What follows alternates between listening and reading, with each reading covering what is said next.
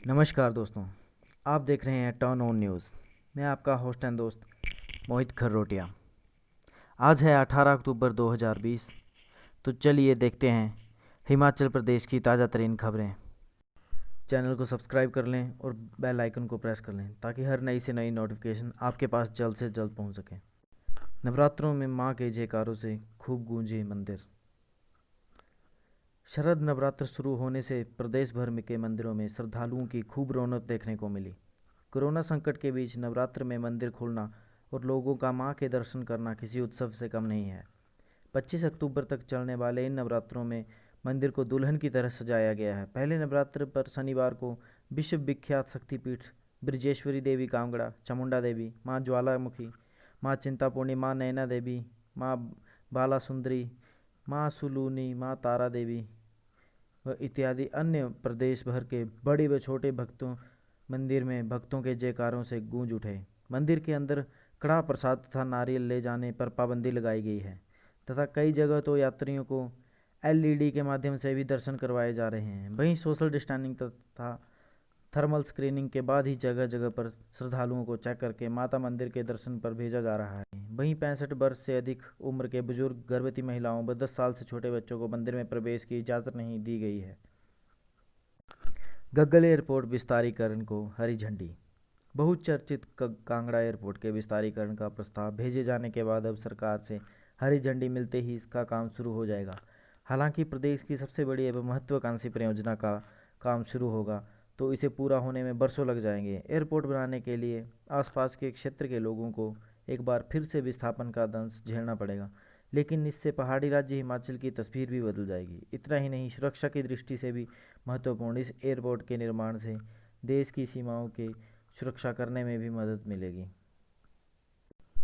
Court के फैसले के बाद होगा मल्टीपर्पज़ वर्कर का चयन। प्रदेश हाई कोर्ट ने जल शक्ति विभाग में मल्टीपर्पज़ वर्कर्स की नियुक्ति प्रक्रिया को चुनौती देने वाली याचिका में स्पष्ट किया है कि इन वर्कर्स का चयन याचिका के अंतिम निर्णय पर निर्भर करेगा। न्यायाधीश त्रिलोक सिंह चौहान व न्यायाधीश ज्योत्सना रिवाल दुआ की खंडपीठ ने दीपक कुमार व अन्य द्वारा दायर याचिका की प्रारंभिक सुनवाई के पश्चात यह आदेश पारित किए। याचिका में दिए तथ्यों के अनुसार राज्य सरकार ने para fitter, para pump operator तथा मल्टीपर्पज़ वर्कर्स के पदों को भरने के लिए साक्षात्कार लिए थे। कांगड़ा भद्रोआ चक्की खड्ड में मिली 2 लाशें।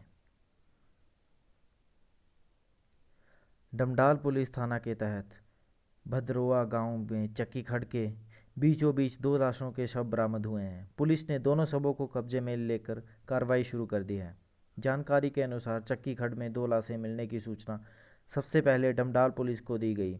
डमडाल पुलिस थाना प्रभारी हरीश गुलेरिया पुलिस टीम सहित मौके पर पहुंचे और शवों को अपने कब्जे में लेकर आसपास से साक्ष्य जुटाए। ये शव एक महिला और एक पुरुष के हैं। अभी तक इन शवों की शिनाख्त नहीं हो पाई है। पुलिस द्वारा दोनों शवों को 72 घंटे तक शिनाख्त के लिए नूरपुर अस्पताल में रखा गया है। फिलहाल पुलिस धारा 174 के तहत मुकदमा दर्ज कर कार्रवाई अमल में लाई जा रही है। गोविंद सागर झील पर बनेगा 1 किलोमीटर लंबा आयरन ब्रिज। भानापुल्ली बिलासपुर बैरी ब्रॉडगेज रेलवे लाइन पर बिलासपुर शहर में गोविंद सागर झील पर पिल्लरों पर नई तकनीक आधारित कर 1 किलोमीटर लंबे आयरन ब्रिज का निर्माण किया जाएगा। नई तकनीक आधारित यह ब्रिज अपने आप में एक आकर्षण होगा। भाखड़ा बांध प्रबंधन बोर्ड की ओर से 313 बीघा जमीन की एनओसी मिल गई है। खास बात यह है कि जिला की पंजाब से सटी सीमा को लेकर बिलासपुर शहर के बाध्यात तक 52 किलोमीटर ट्रैक निर्माण के लिए चिन्हित जमीन का राजस्व रिकॉर्ड भी तैयार हो चुका है। अब बाध्यात से आगे बैरी के लिए सर्वेक्षण के साथ साथ राजस्व रिकॉर्ड तैयार करने का कार्य भी शुरू हो गया है। हिमाचली किसानों के लिए बुरी खबर। हिमाचली किसानों को पंजाब में मंडियां बंद। केंद्र सरकार ने किसानों को अपनी फसल कहीं भी भेजने के किए जा रहे दावों के बीच हालात ये हैं कि हिमाचल के किसान का अनाज पंजाब की मंडियों में बेचना तो दूर, मंडी के अंदर तक ले जाने नहीं दिया जा रहा। हिमाचल में कहीं भी ऐसी अनाज मंडी नहीं है जहां किसान अपना अनाज बेच सकें। ऐसे में अक्सर किसान पड़ोसी राज्यों की मंडियों की रुख करते हैं। लेकिन अब आलम यह है कि पंजाब की मंडियों ने हिमाचल के किसानों का अनाज लेने से साफ मना कर दिया है।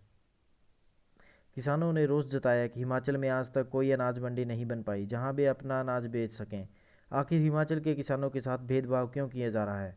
किसानों ने रोष जताया कि यदि उनके साथ ऐसा ही दुखद बर्ताव किया जाता रहा तो ये अनाज की बजाय बिजाई करना बंद कर देंगे, क्योंकि इन सब का अनाज बिकेगा ही नहीं तो वे अनाज पैदा ही क्यों करेंगे। किसानों का कहना है कि इससे पूर्व भी वे अपना अनाज पड़ोसी राज्यों में मंडियों पर बेचते आ रहे हैं, लेकिन अब अचानक उनका अनाज खरीदना बंद कर दिया गया है। हिमाचल प्रदेश में 3 और कोरोना संक्रमितों की मौत, 275 नए मामले। कोरोना वायरस से शनिवार को हिमाचल में 3 और कोविड मरीजों की मौत हो गई है। वहीं 275 नए संक्रमण के मामले सामने आए हैं। इसके अलावा 234 लोगों ने कोरोना को मात दी। राज्य में अब 2680 कोविड के मरीज एक्टिव हैं। अभी तक 18,797 लोग संक्रमण की चपेट में आ चुके हैं। हिमाचल में सैलानियों की भीड़, पर छोटे होटल रहे खाली। वीकेंड पर प्रदेश के बड़े होटल सैलानियों से पैक रहे हैं, मगर छोटे होटलों में सैलानियों की संख्या कम रही है। Tourism industry stakeholder association की माने तो इस वीकेंड पर गत वीकेंड के मुकाबले कम कारोबार रहा है। हालांकि राज्य के पर्यटक स्थलों पर सुबह से ही सैलानियों की चहल पहल शुरू हो गई है। राजधानी शिमला के रिज पर माल रोड पर दिन भर सैलानियों की मौज मस्ती करते हुए देखा गया। नवरात्र के दौरान देवभूमि में हर साल बाहरी राज्यों से काफ़ी संख्या में सैलानी शक्तिपीठ में दर्शन करने के लिए आते हैं। हालांकि कोविड के चलते इस बार कम संख्या में लोगों के आने की संभावना जताई जा रही है, मगर पर्यटन कारोबार को उम्मीद है कि नवरात्र में बाहरी राज्यों से काफ़ी संख्या में सैलानी यहां पहुंचेंगे। हिमाचल में पहुंच रहा पड़ोसी राज्यों की पराली का धुआं। पंजाब की पराली का धुआं राजधानी शिमला तक पहुंच गया है। हिल्स क्वीन शिमला में बीते 3-4 दिनों से धुंध दिखाई दे रही है। हालांकि लोग इससे मौसम की करवट मान रहे हैं, मगर यह पूरी तरह से मौसम की करवट नहीं है। शिमला में घिर रही धुंध से पंजाब में जलाई जा रही पराली का धुआं मिश्रित है, जो कुछ दिनों से लगातार शिमला में देखा जा रहा है। प्रदेश के अधिकतर क्षेत्रों में मानसून के रुखस्त होने के बाद से मौसम साफ बना हुआ है। मौसम विभाग के पूर्वानुमान के तहत राज्य में एक सप्ताह के दौरान मौसम साफ रहेगा। इस दौरान अनेक स्थानों पर धूप खिलती रहेगी।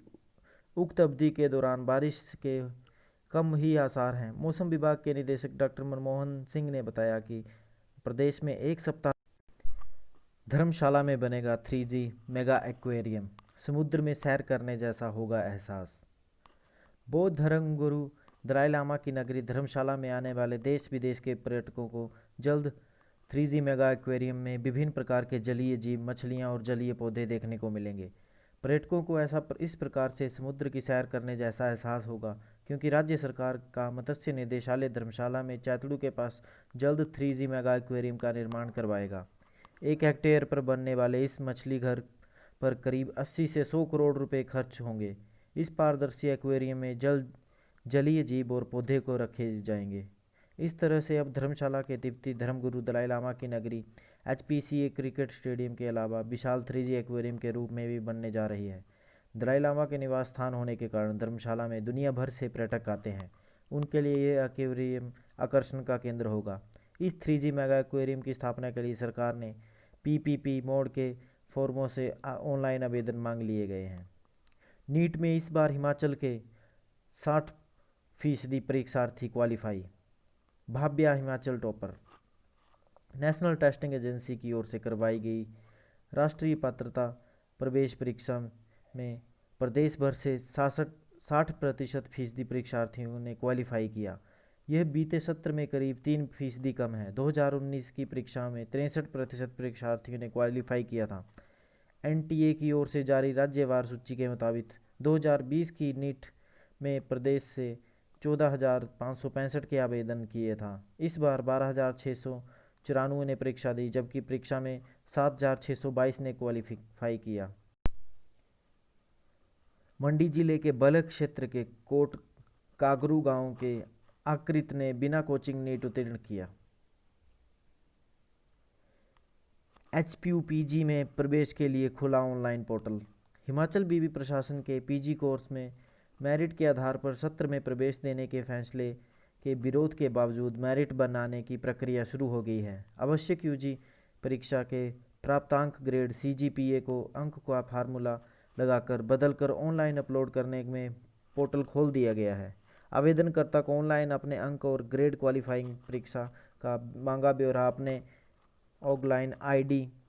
ऑनलाइन आईडी से अपलोड करना होगा। यूजी अंतिम सेमेस्टर के नतीजे घोषित होने के बाद छात्रों के अंक ग्रेड अपलोड करना शुरू भी कर दिया गया है। हिमाचल के डॉक्टर गौरव शर्मा न्यूजीलैंड में बने सांसद।